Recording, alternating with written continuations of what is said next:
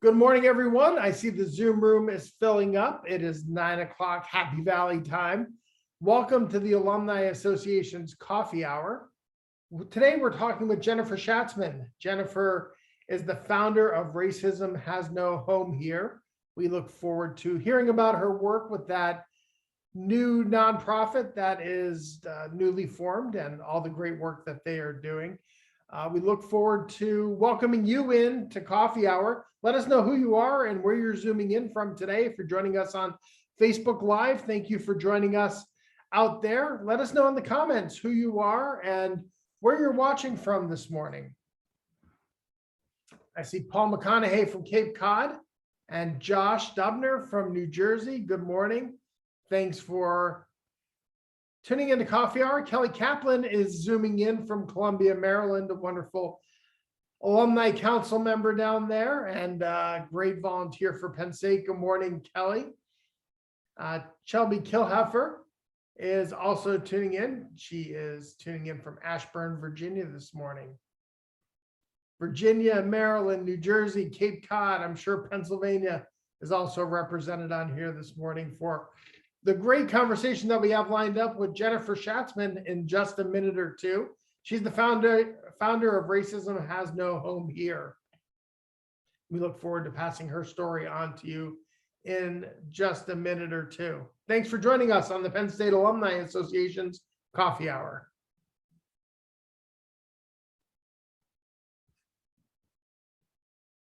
As always, if you have questions for our guest today, you can drop those questions in the Q&A tab in the Zoom video window. Or if you're watching on Facebook Live, go ahead and drop those questions in the comments. We'll try to get to as many of those as we possibly can. We also had some pre-submitted questions that we're going to get to. I see Janet from Gulf Mills. Welcome, Janet. We'll be getting started here in just a moment. You're watching the Penn State Alumni Association's Coffee Hour.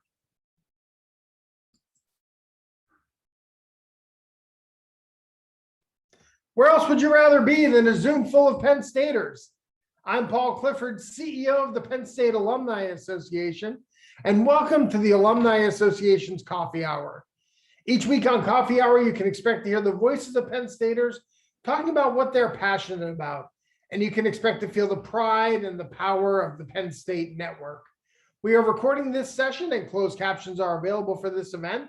You can find that information in the chat in Zoom or in your comments on Facebook.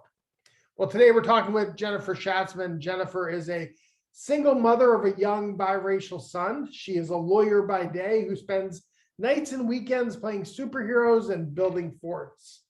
During the course of the pandemic, she realized that she was not using her superpowers in the way that mattered most to her to create safe spaces for her son, her nieces, her nephew, her godson. She realized the difference between being not racist and being anti-racist. Most importantly, she decided that years down the line, she wanted her son to be able to say that she did something to be part of a movement towards racial equality. She now has a team of anti-racist volunteers who spend their nights and weekends working towards the same goal. Please welcome Jennifer Schatzman to Coffee Hour. Jennifer, good morning. How are you? Good morning. So nice to be here. When you were saying there's no place I'd rather be than a room full of Penn Staters, that's 100% correct. Absolutely. Now let's start. Are you a coffee or a tea person? What wakes you up in the morning? I am a tea person and I have my Penn State mug here ready to go. That is fantastic. Well, let's start right there with Penn State and share how you became a Penn Stater. So I actually, much to my parents' chagrin, gave up a full scholarship to Boston University to go to Penn State. I had visited a couple of schools with my family. The last school, I was set to go to Boston University, and then the last school I visited was Penn State. I had a high school friend who was there. I went with another high school friend, and I came home and I said to my parents, I have to go there. And I'll never forget, I owe my parents the biggest debt of gratitude that they said, okay, we'll figure it out. And so that's how I ended up there. Now, I know later on in your academic career, you did make it up to Boston. I'm not sure if that full scholarship was still there waiting for you for law school. I would imagine maybe not. I actually did get almost a full ride to law school. So I guess I made it up to my parents a little bit. But my parents bleed blue and white. So I think they were happy with the choice. That's wonderful. So when you were at Penn State, what were you involved in as a student? So I spent a little bit of time writing for the Collegian. It wasn't the whole time I was there, but I was actually a journalism major. And so I was super passionate about that. I always intended on being a journalist and sort of changed after I was there. But I was also just, be honest, a huge supporter of the sports there.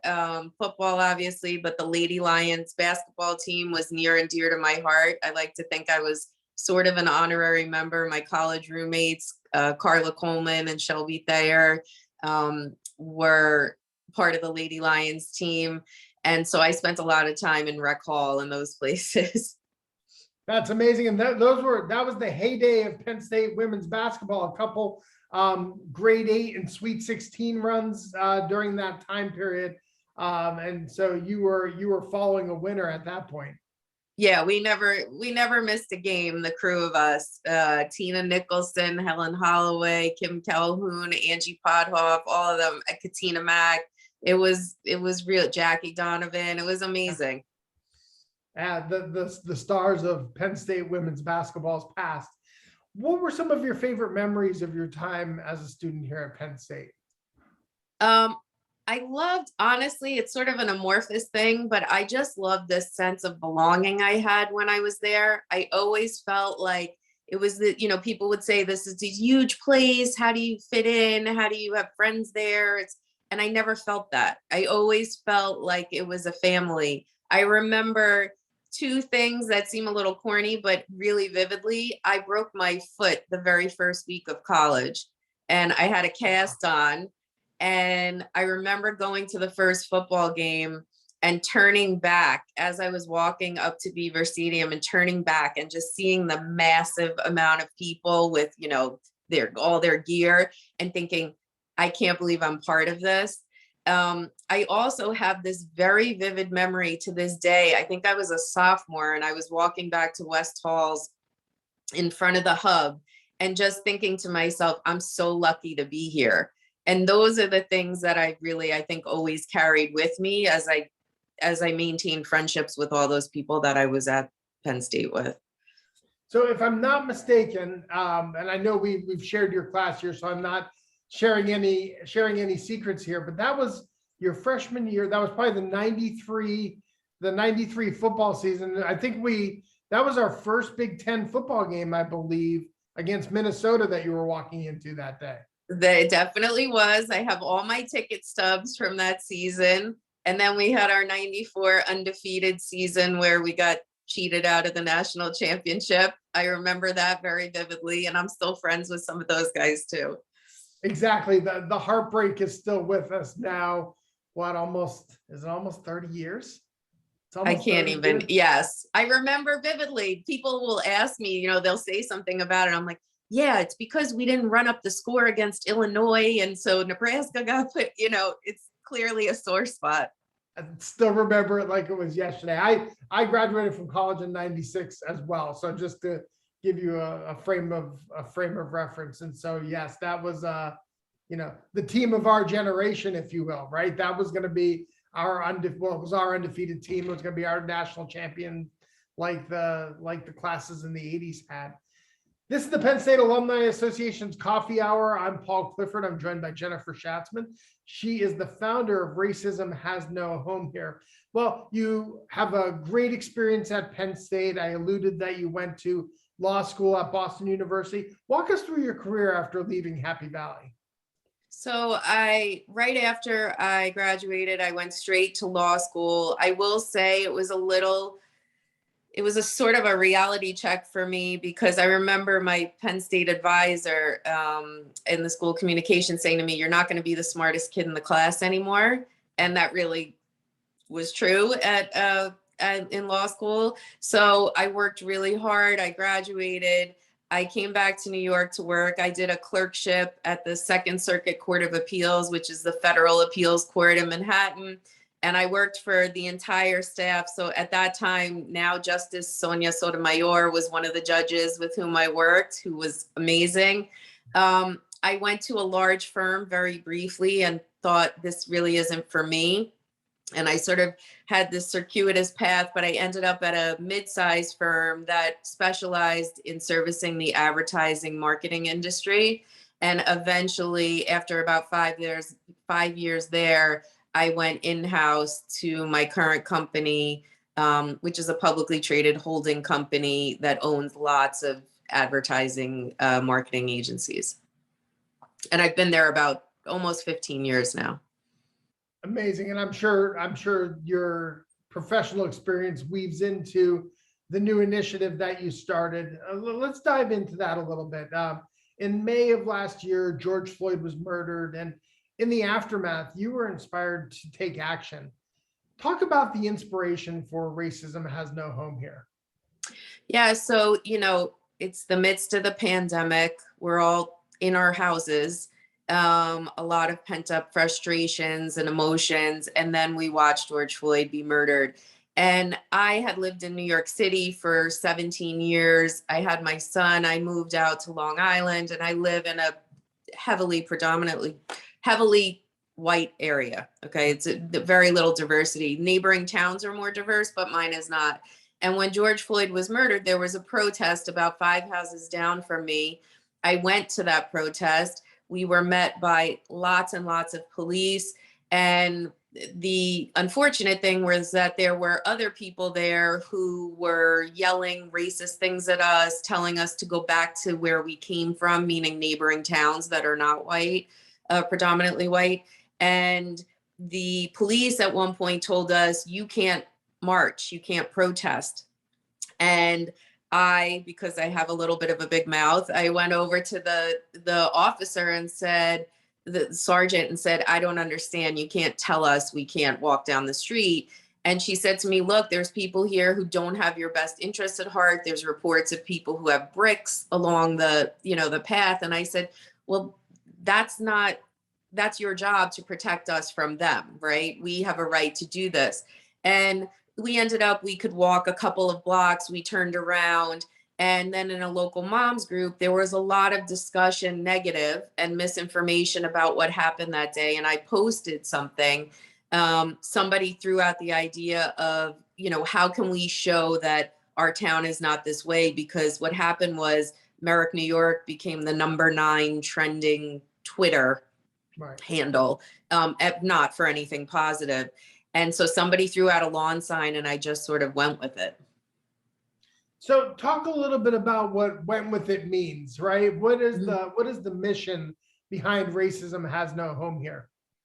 So I'll be honest, it started out where I thought we'd sell, 50 lawn signs in Merrick, and we'd put them around town, and we would be making a statement. The post that I put up about the sign went viral, and I had friends reaching out from across the country. That led into what we have now, which is a team of people working. We have a board, and our mission really is to connect people in communities across the country so that we can educate people and have them take anti-racist action in those communities. So you talked a little bit about your career earlier and how your firm supports the marketing and advertising world. And I'm sure your day-to-day is talking about great technology to get the word out about movements and about the products that your companies are trying to advertise, right? In this day and age of technology, this is a really old school strategy. Were you surprised when it took off the way it did? And why do you think kind of signs in the front yard was what we have seen as an effective way to advance the message of these movements? Thanks for that question, because I think that's great and it's really important. I think I was super surprised. I mean, like I said, I thought I'd sell a few, and then I found myself sitting at my computer late at night doing Excel spreadsheets of, 1,300, 1,400 signs I'm trying to manage and send out. I think that it was a moment in time. I think that the pandemic definitely played a part in it. I think we were all sort of captives in some way. And then we had a buildup of events that happened, right? You had Breonna Taylor, you had Ahmaud Arbery, and then you watch George Floyd, and it's so shocking. And I often think about what would have happened had that young woman not taped that, right? Because it would have just been another incident that we didn't know about, or maybe there was a small news story. I think the signs were so compelling because it was a way that you could take an action that was pretty simple. And if you were fearful in the past of speaking out or didn't know what to do, it was easy in some sense to say, you know what, I can put a sign in front of my house. And I think people really latched on to that in a way that I thought at the time, I can't let this go. I can't waste this moment. It's interesting in learning, we've all gone through having to learn more about what being an anti-racist means, right? It used to be that racism or racist was a binary thing. Either you were or you weren't, right? Or you are or you aren't. But it's being anti-racist is actually, there's actually an action to it versus being racist or not being racist, right? That's not enough. Can you talk a little bit about what being anti-racist means to you? What's your definition?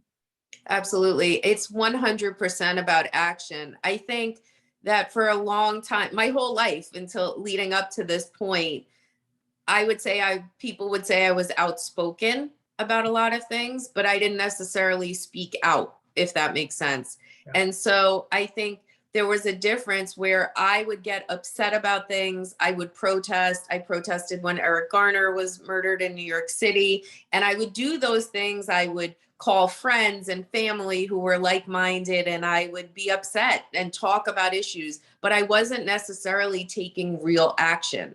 And I think being anti-racist is taking real action and letting yourself go to some uncomfortable places, both about yourself and with people in your community, people who you know, who you don't know. And I think people think that they hear anti-racist, they hear white privilege, and I think a lot of white people get very defensive. And it's not supposed to be, us, the good people, and you're the bad people. That's not the point of this. The point is to increase understanding and awareness, and to really be allies. I learned recently, I took an anti-racism course, I guess in the wintertime, and there's a difference between being an ally and an accomplice. And an ally is somebody who, is supportive and may take action in limited circumstances, but an accomplice, which has all these negative connotations, right, legally, is actually something really positive, where you're trying to get to the institutions of racism that exist. And by acknowledging that, it's not lessening anything. It's not designed to make people feel bad, but there's this book, Cast, by Isabel Wilkerson, and she talks about an old house. You can't ignore the foundations of an old house if they're crumbling. You have to go in and deal with those. And I think that's really what being anti-racist is about for me. Yeah, it's the concept of instigating good trouble, right? Absolutely. Of kind of instigating the tough conversation, really the candid conversation that needs to occur around some of these things. And you're right, the initial reaction, and look, everyone can see me on the screen, right? I'm a 40-something-year-old white guy, right? Learning what white supremacy means and the actual definition of it, and learning what white privilege means took a little bit of kind of self-reflection and kind of self-understanding. What do they mean when they say this, right? Because there's this defensive-ness, as if we have the initial defensiveness is we have done something wrong and people are coming at us, right? And it's more about understanding how we appear in the world gives us, there are some inherent advantages than how some other people show up in the world, right? And for us to be conscious of that and for us to work to make sure that there are environments where all people are seen and heard and have the ability to, pursue careers, pursue anything they want, regardless of how they appear in the world. Yeah. Yeah, go ahead. Sorry. No, I was going to say that, we have these conversations at my company called Brave Spaces. And there was somebody who's Latinx who said during one of those conversations, white privilege doesn't mean that you've not had any disadvantages in your life. It just means that your skin color isn't one of them. Right. And I think that's a really important thing to think about. The other thing you're bringing to mind for me is that this initiative, this group started, early June last year. And by August, we had sort of trailed off a little bit in that I wasn't convening meetings as much. And honestly, I felt a little tired. And there was a 16-year-old who's the daughter of another board member in our group who did the film that's on our website. And she texted me one day and said, "What are we doing? Why aren't we meeting?" And I thought to myself, you know what? I got a little tired, and I don't get to be tired, because when people of color go out into the world, they don't get to say, you know what? I don't want to deal with this today. I want to change, I'll forget about it for today. And I think it's incumbent on us to keep pushing and keep doing that, and recognizing that we have a privilege. And it's, as you said, it's not something bad that you acknowledge that. That's the only way we're going to get past it. And true equity doesn't mean that you're losing anything as a white person. It just means that we're making it equitable. And that's always a positive thing, I think. Yeah, absolutely. I think that there for times, and if I'm being honest with myself, I had fallen into this, right? Where you got comfortable just not being racist, right? And yet to eliminate this in our society, in our communities, in our country, we all have to be active in this work, right? It's not just, I've made a commitment to not be racist, but let's let other people solve, these problems in our communities. No, it's us, and we all have to take an active role in addressing this, because it's our community's work, right? It's not just a subset of our community that's required to do this work. Yeah, I think there's been, this big movement to other people in this country and create the other. And so the other is not me, and I don't have to worry about it. And, I've heard some speakers who say, things like, they just describe themselves, say, I'm, Barbara's and Steve's daughter, and I'm Jackson's mother. And at the end of the day, it's about everyone's humanity. I really think of it that way. Yeah. And I do think that it is on us to take that responsibility and to think about, I think about kids. I think about, there's that quote, right, when that George Floyd was calling out to his mother, it called on all mothers to take action. And yes, I have a biracial son, and I think about him all the time, because he should have the same opportunities. There should be, there shouldn't be instances where people have a name that sounds like they're a Black person, and so they change their name on their resume so they actually get the interview. That stuff happens, and it's up to us to change that. Absolutely. A couple questions coming in, pre-submitted. Curry wants to know, and I think this is along the lines of what we're talking about, why do supportive white folks too often ask their Black friends how they can be allies and for their help to understand their white racism? How do we get white folks, supportive white folks, to give their Black friends kind of peace to work on anti-racism with their white friends, right? So it needs to be kind of white people working with other white people. How do we advance that? I think we're doing that in part today by you and I having this conversation in a public format. But how is the work of racism that you're doing to be anti-racist, how is that aligned with what Curry's asking? I think that it's so important because it's not up to people of color to educate us, right? They've had these experiences. It's not us, their job to represent the entire Black community or the entire Latinx community. I think we are working hard at Racism Has No Home here to educate other white people about what they should be doing, what their responsibilities are. And there are Black and brown people who are board members, who are part of our group. And, they're so important to us because we need their perspective, right? We're not white saviors. So you have to straddle that line too, that we're not some saviors coming in, but it is not, I read in, I believe it was stamped, that it's not the job of oppressed people to tell the oppressor what to do better. And so I think we all have to be mindful of that. I think we also have to be receptive to people of color telling us, it's not my job to tell you that, and be open to certain things. And I think it brings up this important point we had touched on earlier about that things that people of color experience can be so traumatic, and we're oblivious to it in some sense, right? I think of an example where I was, I guess, 19 years old. My college roommate, one of my college roommates is Black, a Black woman, and two other friends of ours who are Black were in a car near where I live now. And we got pulled over by the police. We were asking for directions on how to go to the mall. We got pulled over by the police and they told us it was a seatbelt check. And I remember I was driving, I remember saying to the officer, there's no one else pulled over here though. And I got really upset. And he asked for the IDs for everyone in the car and all of these things.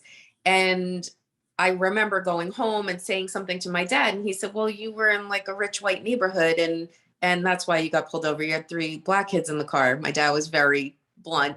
And just this past, I would say within the last 3 months, I was talking to that same college roommate and I said to her, Tyra, I don't know if you remember that time. And she goes, I remember exactly what happened. I remember that Vance was in the front and Angel was in the back and I was here and I'll tell you what song was on the radio. And she said to me, that was traumatic.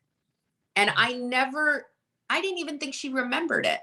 And I realized right then how clueless I was about how impactful that was as 19-year-olds in a car. So I think it's so important that we as white people have to take it upon ourselves. We have to read things. We have to realize that we have our own biases. I thought I was so, woke and I knew all these things. And in the past year and a half, I realized that I know so little. And that's okay, as long as I keep educating myself. Yeah, it's interesting. If I want to learn something nowadays, right? I go to YouTube, I go to a bookstore, right? And yet for topics like this, it's well, let me ask my friend who appears like this in the world. And what you're essentially asking them is, hey, relive some of the toughest moments you've ever gone through. And think about that. Like if someone asked you to do that, how taxing that would be to do that over and over and over again. You alluded to this, but Dameron wants to know, what was your experience like at Penn State regarding race relations? They're curious because it indicated that, some of the stuff that we put out beforehand indicated that your focus on race relations as a result of having a biracial child. Was it only after having the child that you were able to see the racial divide, or what made you notice things? Essentially, kind of, you talked about being outspoken throughout your life, but maybe take us through what your personal journey on being an anti-racist has looked like. So it's interesting. I think now about a lot of things. So I'm Jewish. My family is originally from Brooklyn. We moved out to Long Island, way out east, when I was about 5 years old. and there were no Jewish people in the community. And I didn't know until fairly recently, my mother told me, who's very outspoken and very supportive of our movement, that we were at the bus stop and one of the parents said to my mother, "I heard the Jews moved in." And my mother said, "I'm the Jew." And I remember being embarrassed when I was a kid about being Jewish. And no one necessarily said anything to me, but I felt something. I felt being different, but I was still white, right? But I went to a diverse school and I had a diverse group of friends. I asked my mom recently too, my dad's passed away, but I asked my mom, I said, "You never talked to us about racism or being anti-racist. And, why is that?" And she just said, "Everyone was welcome in our house. I guess I, didn't think to do it because it just seemed like a normal thing, that we didn't treat people differently." And so I was very, I think, aware of the differences. My school also had very big socioeconomic differences. So there were very poor kids, middle class, and very rich. I was aware of that. I got to Penn State and it was immediately apparent to me that there were very few students of color. And to be frank, they were mostly athletes. And I appreciated this question because when I was looking back, I had completely forgotten this, but I did an article for the Collegian in, I don't know, 1993 or 4 or something about diversity efforts and the lack of diversity. And so I was aware of it. I had a diverse group of friends, certainly at Penn State, but I was very aware of it being a predominantly white school. I think that these things, I see it in corporate America now, they take a long time. And I keep saying it's a marathon, not a sprint. And so we're all going to have to be dedicated to the marathon. My son obviously is the most important person in the world to me. And he has, changed me in so many ways. And looking at him as the world is going to look at him as a young Black man at some point, that certainly makes an impression on me, my godson and my nieces and nephews. But I think I've always had this feeling of wanting to be part of something bigger in that we're promoting equity. I think it's the idea of equity.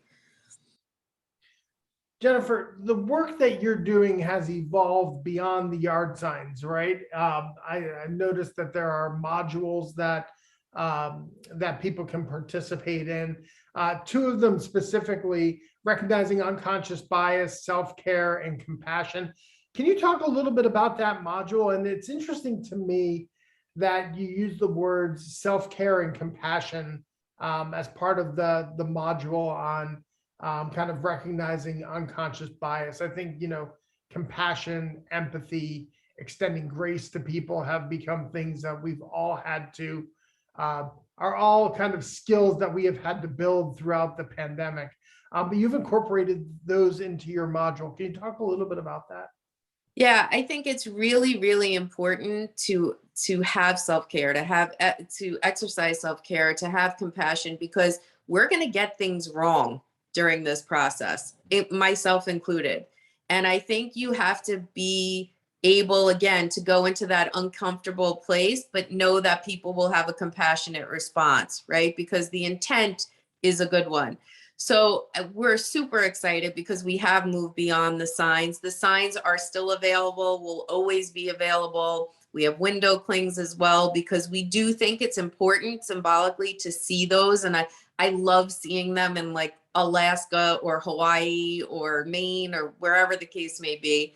But we have, basically, it's going to be a 3-part workshop. We are piloting the first session of that workshop on July 29th.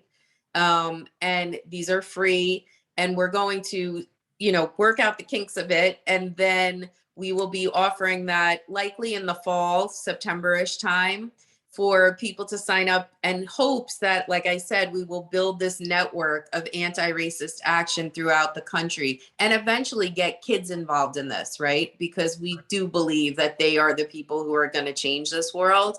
So we're working on that. We also have an artist, an amazing artist designer in LA. His name is Ansh, who's designed jewelry for us, necklaces, pins, earrings that we're going to be launching in late August, September to help raise money, because ultimately we are also going to be awarding scholarships to students of color, graduating seniors in high school, so that they can, use them obviously at college and help them. That's our real mission. We hope we award lots and lots of money to students as we grow.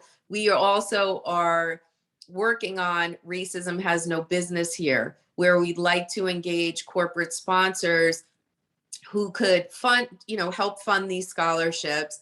And then we would create a leadership networking event for the kids who get the scholarships, where these companies could send people. And we hope that will develop, career paths, mentor relationships, internship opportunities for those students too. So we have a lot of things in the works. We're all doing this as our side hustles, and we're not nonprofit founders by trade, but we're also passionate about it. That it's been an amazing thing to be part of. That's amazing. And that I love the racism has no business here. The racism has no home here. I think there's legs to the brand, right? If you will. I want to go back to the modules for a second here, because the other module that you all offer is how to fight against racism and be anti-racist in our day-to-day lives. And I think a lot of people think that being an anti-racist is, this lead up to a confrontation that's going to happen between you and somebody who says something wrong in the meeting, and that you have to kind of build up the courage to say something. Mary Lee has a question around this topic. Any specific things you do when someone makes a racist remark? How do you gently explain to a friend when they say that they're not racist, but obvious by their words and actions, they may be sending the message otherwise? I think it's important to do it in a way. I think of this RBG quote that I get wrong all the time, but it's basically fight for what you believe in, but do it in a way that brings people along. And I think when people hear the word racist, they get their backs up, right? Because it's a horrible thing to be called a racist. In the past, people have called me a racist, and I remembered how hurtful that was and how upsetting it was, because I was thinking, oh my God, I'm not a racist. How could that be? I think when it's not about necessarily the confrontation. I think it's about when you hear a friend say something, you can say something as simple as, you know what, could we talk about that comment you made? Because when I hear that, or when somebody else hears that, it comes across in a different way. And I think it's also important to share your own biases or things that you might have said or done. I have my own unconscious biases, right? And that I constantly have to be working on, because they're just, somehow they got in there, right? And so I think it's more about having this conversation and saying to people, it's okay. And not necessarily, it's not about making anyone feel bad. It's not about those things. On the flip side, it is okay if they feel bad. So I have a friend who came to me when the signs first started, and she started crying. And she said, I feel really badly. I don't have a sign in front of my house. And she gave me the reasons why she didn't. And I absolutely believe she's not racist. And I said, you have to take steps that are comfortable for you.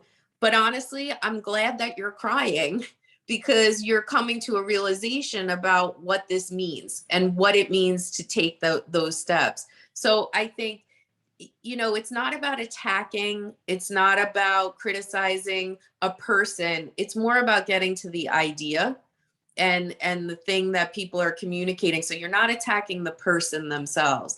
I think I just am thinking about this unconscious bias too, and how it's important to acknowledge that. My son is 5.5. He has his relatives are Black, his family, his godmother's Cuban. He's got a diverse group of people around him. I buy him books that have diverse characters in them. And there's a book where on the cover there is a young Black girl with a huge afro. And last year I gave him that book and we were reading it. And when he looked at her, he said, "Ew, her hair is gross."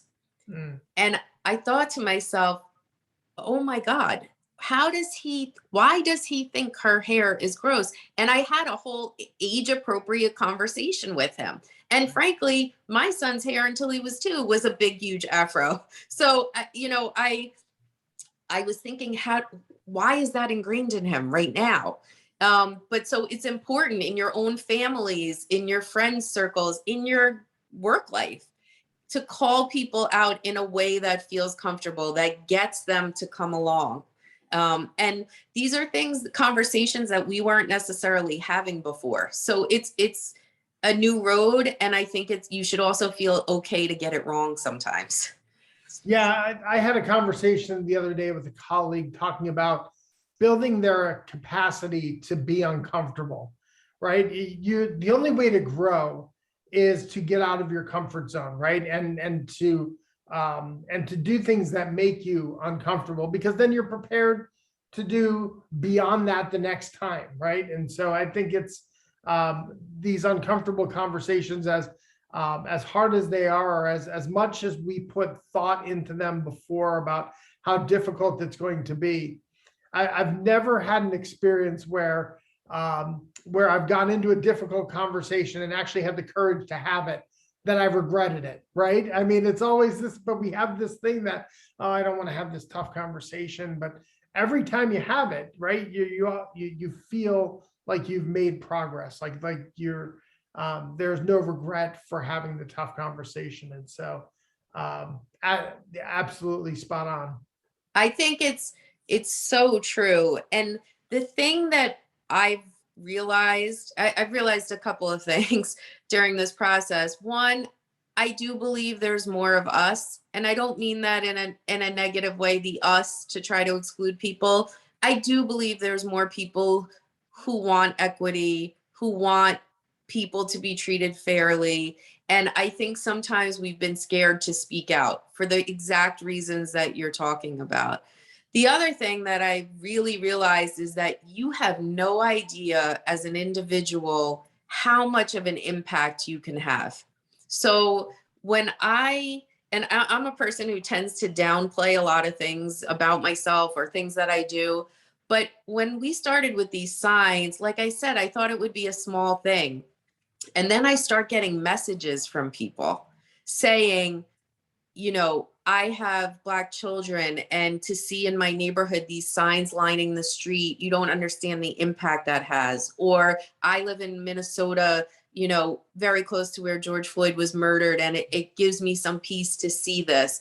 Or, thank you for changing people's minds and hearts. We need to do it one person at a time. And that's not to say that I'm some superhero. I mean, we're all superheroes in a certain way, right? That when every 10-minute conversation that you have has a domino effect, and all the things we're doing are essentially going viral in an old-fashioned way, right? If somebody talks to one person and then they talk to one person, and then that leads them to be courageous, to have a difficult conversation, that's how we're going to change the world. Because otherwise it feels like trying to boil the ocean, right? It's like so overwhelming. And I always used to feel like that. I used to think, what can I do? I don't know what to do.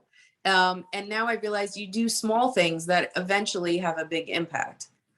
Yeah, well, I used to coach Little League Baseball with a guy who used to say, how do you eat an elephant, right? We eat it one bite at a time, right? There's this massive challenge that we have in front of us, but it's going to be the 1,000 little things that help us to overcome the big challenge, not any one big thing. So yeah, absolutely right. Couple questions. If you have a question for Jennifer this morning, go ahead and drop that question in the Q&A tab here in Zoom or in the comments on Facebook Live. Madison has a question. She wants to know, probably two-part question. One, what are some of the key barriers you've seen to reaching audiences, right? The audiences that need to hear these messages, what are some of those barriers? And then second, as you begin to grow the nonprofit side, how will you know that you are successful, right? What are some of the measures of success or changed perspectives that you will use to measure the effectiveness of the work you're doing? So the first one, I think some of the barriers are that people are so set in what they believe or what they've heard. I've had numerous Jewish people send me messages saying that I was essentially supporting anti-Semitic causes in what I was doing. I've had people I'm sorry, my phone is ringing in the background. What is that? I have a house phone and it's phone actually on the ringing. wall? That is, that's No, it's only people, it's always wrong numbers. So I Right. apologize that it's ringing right now. that's okay. But I think that a barrier I found is that people are set in their misinformation. And that misinformation feeds into maintaining a status quo. And I think a lot of people have a lot of anger that's based on fear. And it's going to be bit by bit, piece by piece. I think I recognize that I'm not going to convince everyone. Isabel Wilkerson also said this in the podcast on Cast. She said that some people are just not going to be ready. And it's okay if they're not ready. So you move on to the next person. I think you have to find your own personal way that you can get your message across. And maybe it's talking about personal stories or sharing your own biases. Like I said, I know that I have a neighbor who I am not as close to anymore, frankly, because when we were protesting, he sent me a message asking if I was safe from the, excuse my language, asshole protesters. And I said to him, I'm one of them. And who are you asking me if I'm safe from? Why would you even use the word safe? Because there's Black people in our neighborhood. And it was very upsetting to me. But I did have a conversation with them after, and I tried to talk about my godson, who I said, look, I need you to understand, when I'm out there, my godson is a 22-year-old Black man who's delivering groceries during a pandemic. I worry about what could happen to him delivering groceries.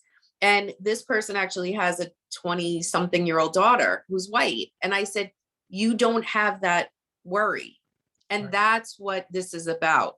So I try to do things like that, but there will always be some barriers. And you have to move on to the people who are more ready. I think success, that's a tough question. I think the more that, certainly I want to award, like I said, hundreds of thousands of dollars to scholarships, to scholarship winners.